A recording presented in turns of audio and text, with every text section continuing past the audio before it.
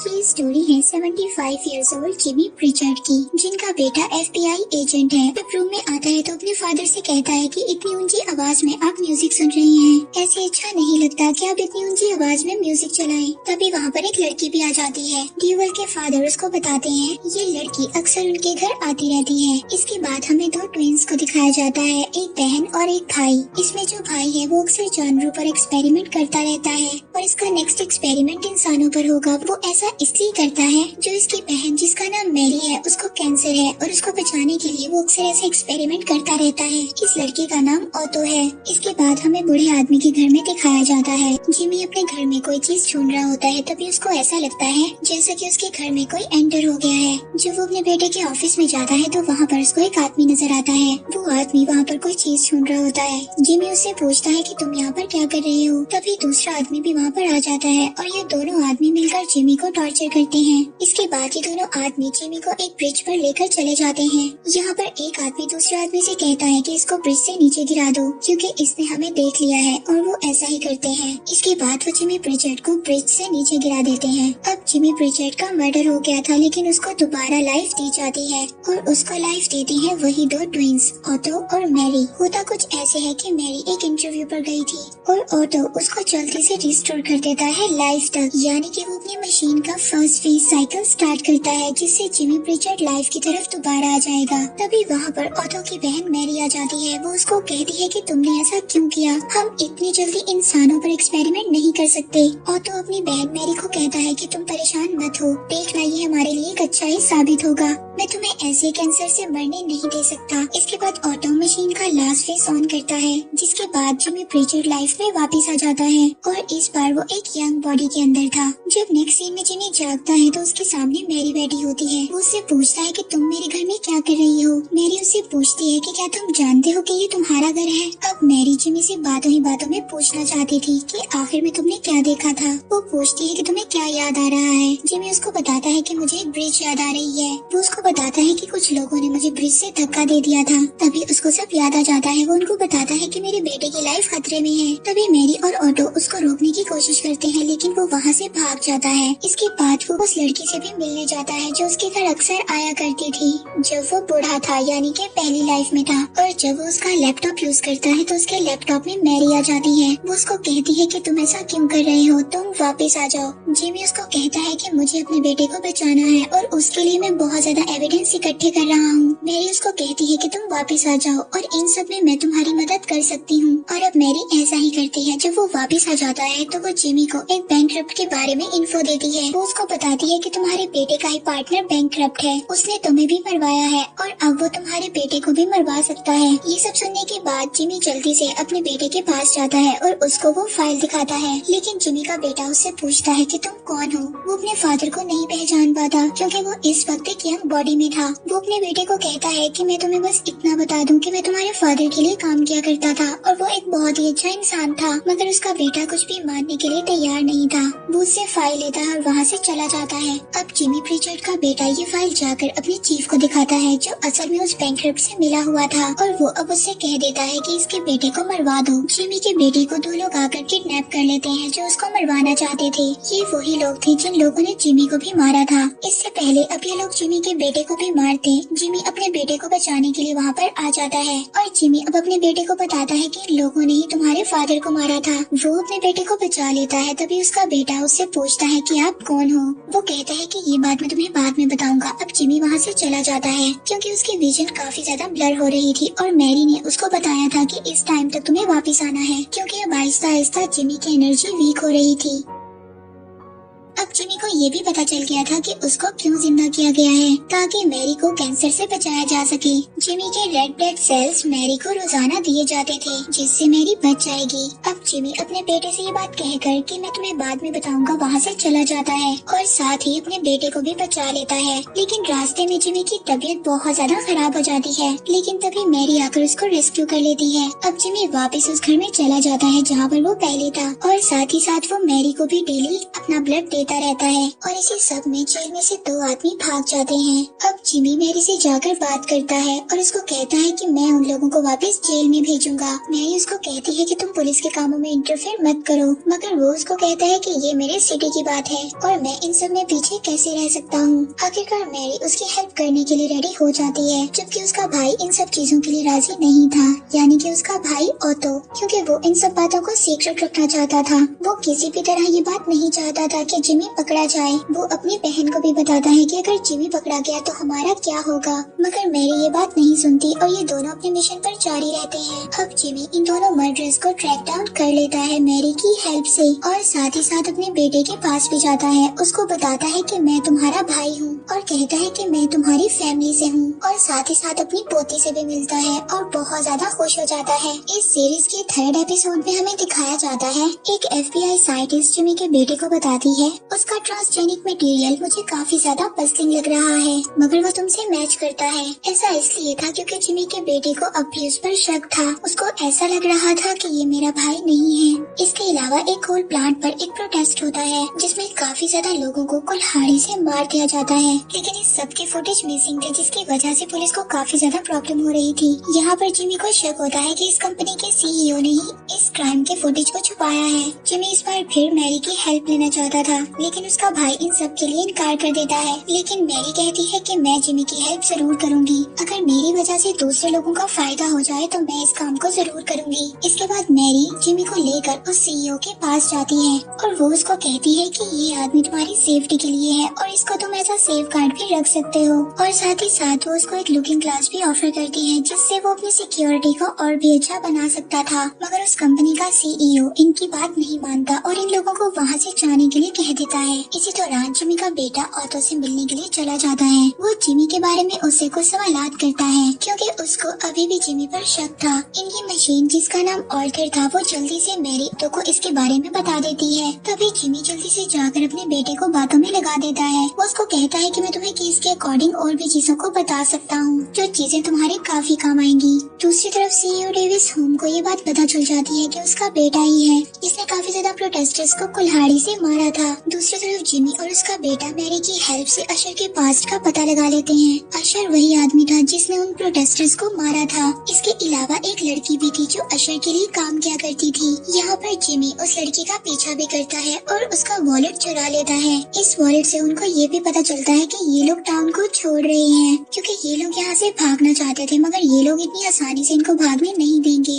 Jimmy इस लड़की का पीछा करता है जो कि डेविस के जेट के पास पहुँच जाती है और वहाँ से ये लोग भागना चाहते थे। जिमी उनको रोकने की कोशिश करता है और वहीं पर जिमी और अशर की काफी ज्यादा फाइट हो जाती है। तभी वहाँ पर जिमी का बेटा ड्यूवल भी पहुँच जाता है। वो लड़की जो अशर के लिए काम करती थी वो ड्यूवल पर फायर करती है, जिमी के बेटे पर, मगर जिमी फौरन अपने बेटे को बचा लेता है और कहता है कि इस लड़की को कार में लेकर जाओ मैरी गुडविन के पास। यहाँ पर वो किलर को भी पकड़ लेते हैं और जिमी अपने बेटे को सारी की सारी सच्चाई बता देता है। वो उसको बता देता है कि कैसे वो मरा था और किसने उसको मारा था और वो आज कैसे जिंदा है एक यंग बॉडी के अंदर। वो अपने बेटे से सॉरी करता है कि मैं एक अच्छा फादर नहीं बन सका और मैरी भी जिमी के बेटे को सब कुछ सच बता देती है। जिमी अब अपने बेटे को बचाने के लिए खुद गोली खा लेता है। इसके बाद जिम का बेटा जब इसको मैरी के पास लेकर जाता है तो मैरी भी जिम की सारी सच्चाई ड्यूवल को बता देती है, मगर उसके बेटे को इस बात का यकीन नहीं आता। वो इस बात को एक्सेप्ट नहीं कर पाता कि ये नौजवान आदमी ही उसका बाप है जो कि मर चुका था। ड्यूवल घर भी जाता है तो वो काफी ज्यादा अपसेट होता है और जब उसकी बेटी भी अपने दादा के बारे में बातें कर रही होती है तो वो अपनी बेटी को भी गुस्सा करता है और कहता है कि तुम ऐसी बातें मेरे सामने मत करो। ड्यूवल अपनी वाइफ को भी ये सब कुछ बता देता है। दूसरी तरफ जिमी इस बात को डिसाइड करता है कि अब मैं अपने बेटे की हेल्प उस केस में करूंगा जिस केस को वो हमेशा ओपन करना चाहता था, जिसके बारे में वो इन्फो लेना चाहता था, मगर जिम ने ही अपने बेटे को मना किया था कि ये केस तुम मत करो। जब वो बूढ़ा था ये केस एक लड़की का था जिसको बहुत ज्यादा ड्रग्स दी गई थी। इस लड़की का नाम कैरविन था और यहाँ पर इन्हीं 2 ट्विंस की मदद से यानी कि मैरी और ऑथो की हेल्प से जिम उस लड़की की नोटबुक को हासिल कर लेता है और साथ ही वो मशीन आर्थर जो ये सब कुछ बताती है मिरर में नजर आती है है वो इनको बताती है कि 3 लोग और भी हैं जिनको ओवरडोज किया गया था,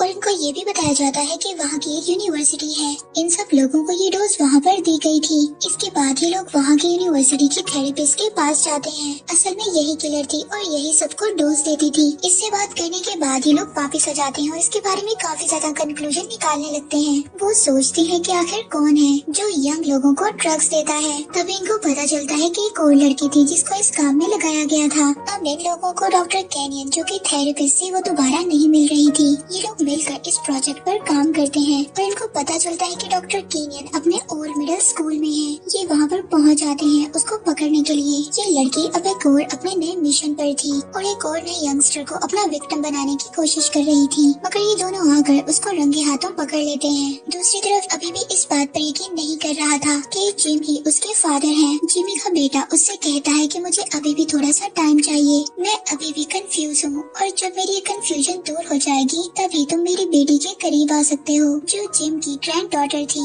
एपिसोड 5 में हमें दिखाया जाता है कि मैरी एक इंटरव्यू दे रही होती है, तभी ये न्यूज लीक हो जाती है कि उसको ब्लड कैंसर है। जब वो वापस आ रही होती है तो रोड पर उसको कोई मारने की कोशिश करता है, यानी कि उसका एक्सीडेंट करने की भी कोशिश की जाती है। मैरी इस बात को नहीं जानती थी कि कौन उसको मारने की कोशिश कर रहा है। मैरी की असिस्टेंट उसको बताती है कि एक इंसान है जिसने बेट किया था कि वो तुम्हें मार देगा। दूसरी तरफ जिम भी उस कार को ट्रेसिंग करने की कोशिश कर रहा था जो कि मैरी को मारना चाहती थी। तभी उनको पता चलता है कि जो इंसान मैरी को मारना चाहता था उसके लेफ्ट आर्म पर कोबरा का टैटू बना हुआ है। यहाँ जिम का बेटा ड्यूवल इस केस को खुद ही सॉल्व करना चाहता है, लेकिन जिम भी इस केस में उसकी हेल्प करता है और वो मारा जाता है। वो मरने के करीब होता है और बहुत ज्यादा सीरियस कंडीशन में होता है। अब जिमी मरने से पहले अपने आप को पुरानी हालत में देखता है कि जब वो बूढ़ा आदमी था, और साथ ही साथ वो अपने बेटे को भी इस बारे में इन्फो दे देता है कि वो मरने वाला है। इसके लिए वो आर्थर की हेल्प लेता है। वहाँ ड्यूवल जो इस केस को डील कर रहा था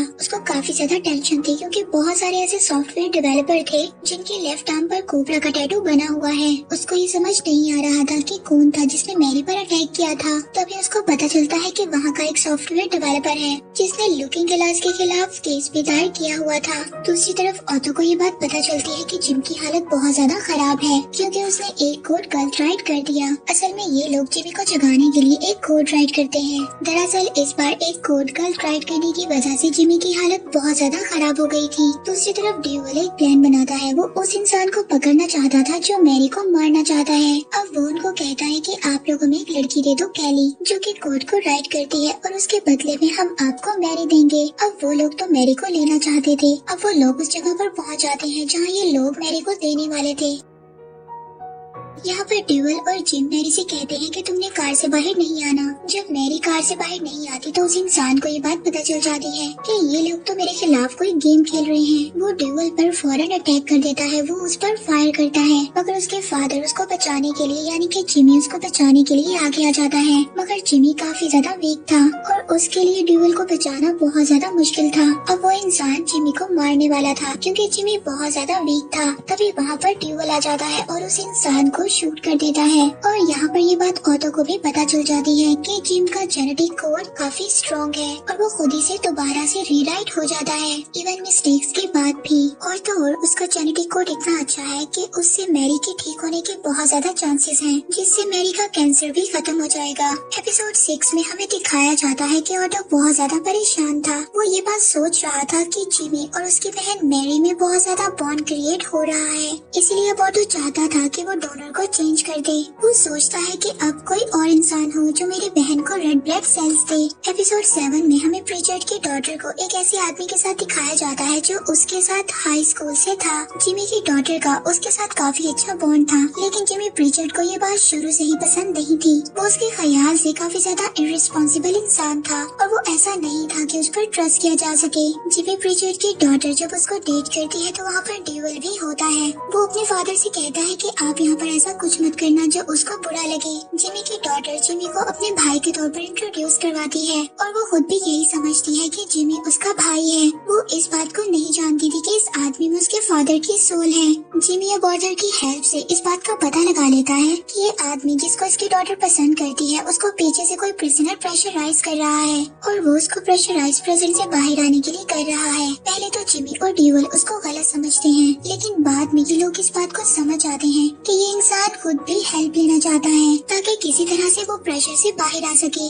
और फिर किसी तरह जिमी और ड्यूअल इसकी हेल्प करते हैं। और दूसरी तरफ हमें ऑटो को दिखाया जाता है जो कि बहुत ही ज्यादा परेशान था जिमी और अपनी बहन मैरी के बॉन्ड के बढ़ने की वजह से, क्योंकि जिमी और मैरी की बॉन्डिंग बहुत ज्यादा स्ट्रॉन्ग हो गई थी। उसको ये बात अच्छी नहीं लगती कि कोई और मैरी के इतना करीब आए। इसी तरह उन दोनों के बीच काफी ज्यादा लड़ाइयाँ होती रहती हैं और उन दोनों का बॉन्ड बहुत ज्यादा वीक हो जाता है ऑटो और मैरी के दरमियान का। अब मैरी की असिस्टेंट ऑटो के लिए काम करती थी और वो मैरी के दिल में जिमी के बारे में बुरी बातें डालती रहती है। वो कहती है कि तुम्हें जिमी पर ट्रस्ट नहीं करना चाहिए। दूसरी तरफ मैरी बहुत ज्यादा खुश थी क्योंकि उसका ब्लड कैंसर बहुत ज्यादा कम हो रहा था और ये सब कुछ जिमी प्रिचर्ड के ब्लड की वजह से था। एपिसोड 8 में हमें दिखाया जाता है कि प्रिचर्ड का पास्ट वापस आ जाता है और वो ऐसे कि उसकी एक फ्रेंड होती है जिसने एक क्राइम को किया था, मगर जिमी प्रिचर्ड ने उसका वो क्राइम छुपा दिया था क्योंकि उसे अपनी फ्रेंड पर काफी ज्यादा ट्रस्ट था, क्योंकि उसने एक लड़के को मार दिया था और जिमी प्रिचर्ड ने उसका ये क्राइम देख लिया था, लेकिन वो उसका ये क्राइम छुपा देता है। लेकिन काफी टाइम के बाद उनकी सिटी में काफी ज्यादा लोगों को ओवरडोज देकर मारा जा रहा था। यहाँ पर जिमी प्रिचर्ड को शक हो जाता है कि उसकी फ्रेंड ने ही ये सब कुछ किया है। वो ऐसे कि एक लड़का उसके साथ कार्ड्स खेला करता था। एक दफा उसने उसको बताया था कि तुम्हारी फ्रेंड ही इन सब में इन्वॉल्व है। उसने अपना एक पूरा ग्रुप बना लिया है और वो यंग लोगों को ओवरडोज देकर मार रही है। अब जिमी प्रिचर्ड ये सारी बातें अपने बेटे को बताता है और वो उसको कहता है कि वो उसकी हेल्प लेना चाहता है। अब ये दोनों मिलकर एक प्लान बनाते हैं जहाँ पर जिमी प्रिचर्ड अपने बेटे से कहता है हम उसके पास जाएंगे ड्रग डीलर बनकर और इसी तरह हम उसको पकड़वा देंगे। और इसके बाद वो दोनों अपने प्रोजेक्ट पर काम करना स्टार्ट कर देते हैं और साथ ही साथ उन दोनों में बॉन्डिंग भी बहुत अच्छी बन रही थी। अब ड्यूअल ये बिल्कुल नहीं चाहता था कि उसके फादर यानी कि जिमी उसको छोड़कर जाए। दूसरी तरफ जिमी की ग्रैंड डॉटर भी एक लड़के को डेट करना स्टार्ट कर देती है। जब जिमी को ये बात पता चलती है तो वो वहाँ पर पहुँच जाता है। जिमी प्रिचर्ड उस लड़के को काफी ज्यादा मारता है। जिमी की ग्रैंड डॉटर का नाम ग्रेसी था। जिमी उस लड़के को कहता है कि आज के बाद मैं तुम्हें ग्रेसी के साथ ना देखूं। वहाँ दूसरी तरफ ऑटो जो बहुत ज्यादा परेशान था मैरी और जिमी की बॉन्डिंग की वजह से, ऑटो अब एक नया डोनर लेना चाहता था और उसको नया डोनर बनाने के लिए ऐसे इंसान की जरूरत थी जिसमें जेनेटिक वेरिएशन बिल्कुल वैसी हो जो कि जिमी प्रिचर्ड के अंदर थी। असल में ऐसी जेनेटिक वेरिएशन ग्रेसी के अंदर थी, यानी कि जिमी की ग्रैंड डॉटर में। इसीलिए ऑटो ने उस इंसान को भेजा था जिसको ग्रेसी डेट कर रही थी।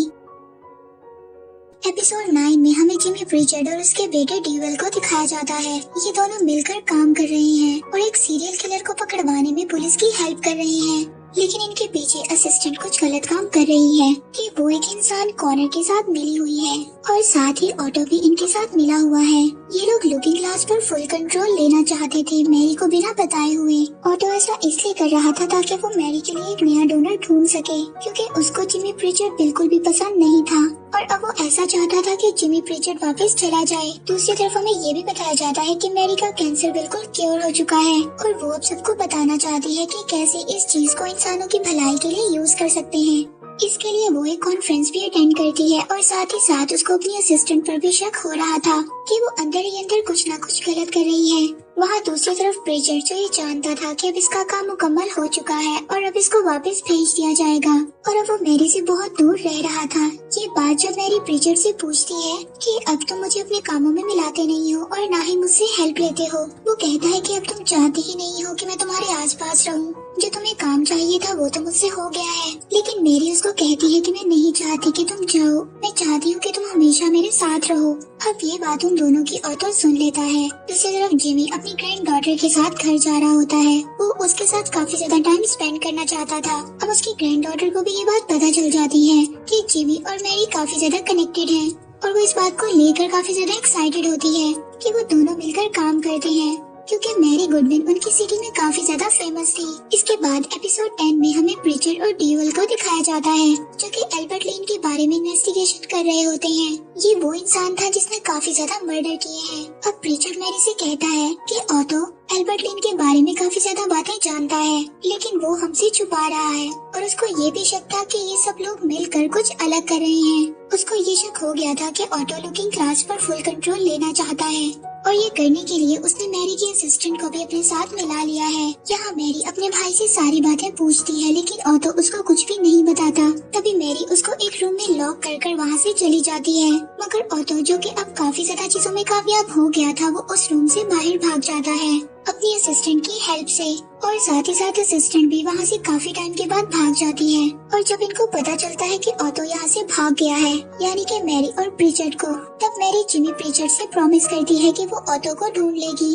अगर ऑटो वहाँ से चला गया था तो मीन्स आर्थर भी वहाँ से चला गया था, क्योंकि आर्थर वहाँ की मेन मशीन थी। ऑटो आर्थर के साथ चला गया है, तो इसका मतलब ये था कि अब जिमी प्रीचर्ड को एनर्जी कौन देगा, और अगर ऑटो को ये लोग ना ढूंढ पाए तो प्रीचर्ड बहुत जल्दी मर जाएगा। दूसरी तरफ जब जिमी प्रीचर्ड घर जाता है तो उसको पता चलता है कि यहाँ से उसकी ग्रैंड डॉटर यानी कि ग्रेसी गायब है।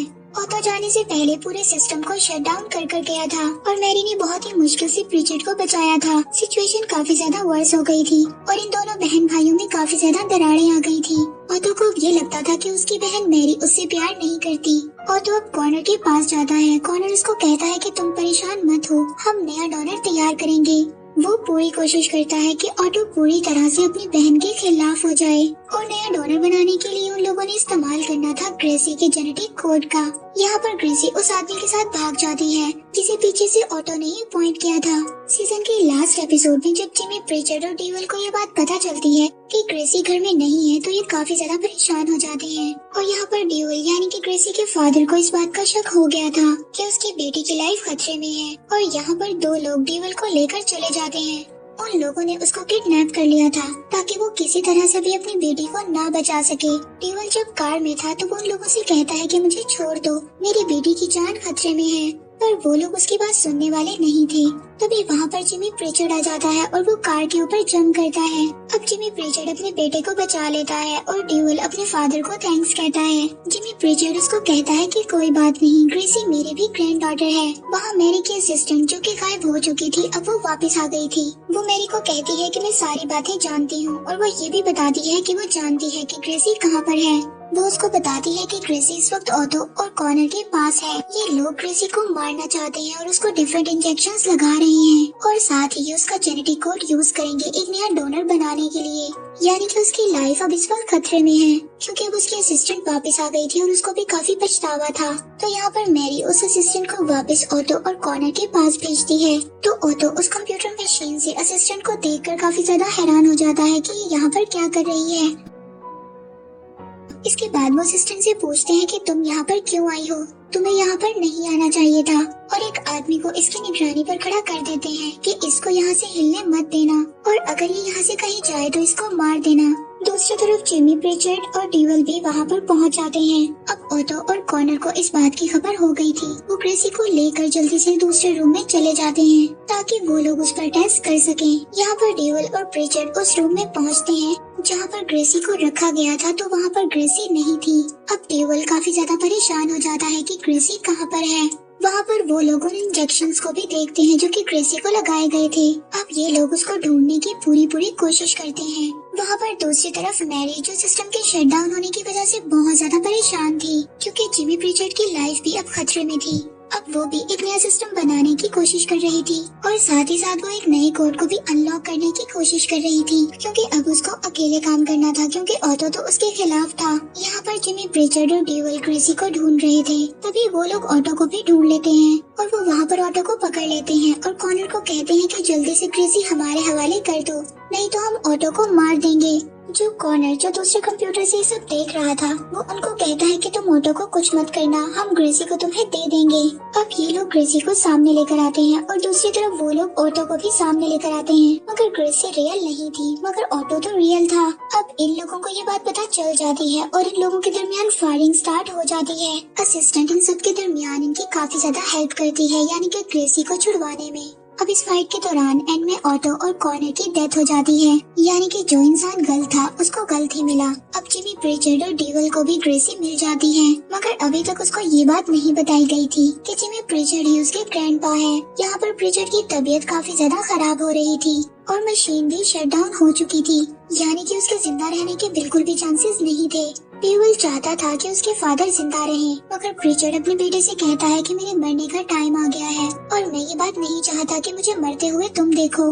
असिस्टेंट प्रिचर्ड को मैरी के पास लेकर जाती है। मैरी प्रिचर्ड को हौसला देती है। प्रिचर्ड मैरी से कहता है कि मैं और ऑटो दोनों तुम्हें छोड़कर जा रहे हैं, तुम्हें खुद से अब खुद का ख्याल रखना होगा। और दूसरी तरफ वो असिस्टेंट जो मशीन के पास जाती है, वो जाकर देखती है कि कोड अनलॉक। वो मैरी से आकर कहती है कि कोड अनलॉक्ड हो चुका है, यानी कि प्रिचर्ड बच सकता है। अब जल्दी से ये लोग प्रिचर्ड को टैंक में डालते हैं ताकि उसकी जान को बचाया जा सके, और वो बच भी जाता है। और दूसरी तरफ डीवल को भी ये मैसेज रिसीव हो जाता है कि तुम्हारे फादर बच गए हैं, कि अब वो जिंदा है, कोड अनलॉक्ड हो चुका था। अब मैरी जिमी प्रिचर्ड को एक लेटर लिखकर चली जाती है। उसमें लिखती है कि मैं नहीं जानती कि मैं कौन हूँ। मैंने तुमसे कहा कि मैं तुम्हें प्यार करती हूँ, लेकिन तुम्हें प्यार करने से पहले मुझे अपने बारे में जानना होगा, और उसके लिए मैं काफी देर तुमसे दूर रहूंगी, मगर वापस जरूर आऊंगी। अब इस सीरीज के एंड में मैरी को एक मैसेज मिलता है। उसको लगता है कि ये मैसेज ऑर्थर की तरफ से है। वो मैसेज ऑर्थर की तरफ से नहीं बल्कि ऑटो की तरफ से था। अब ऑटो उसको ये मैसेज देने की कोशिश कर रहा था कि हमने जो एक्सपेरिमेंट किया है और लोगों को जिंदा किया है, और इसी तरह एक्सपेरिमेंट हमने फिश पर भी किया था, और हमें इस बात का पता चला था कि जो चीजें हमने जिंदा की थी विद टाइम उनका बिहेवियर चेंज हो जाता है, और मुझे लगता है कि जिमी प्रिचर्ड का भी बिहेवियर विद टाइम चेंज हो जाएगा और तुम्हें उसका ख्याल रखना होगा। और इसके साथ ही ये सीजन यहीं पर एंड हो जाता है।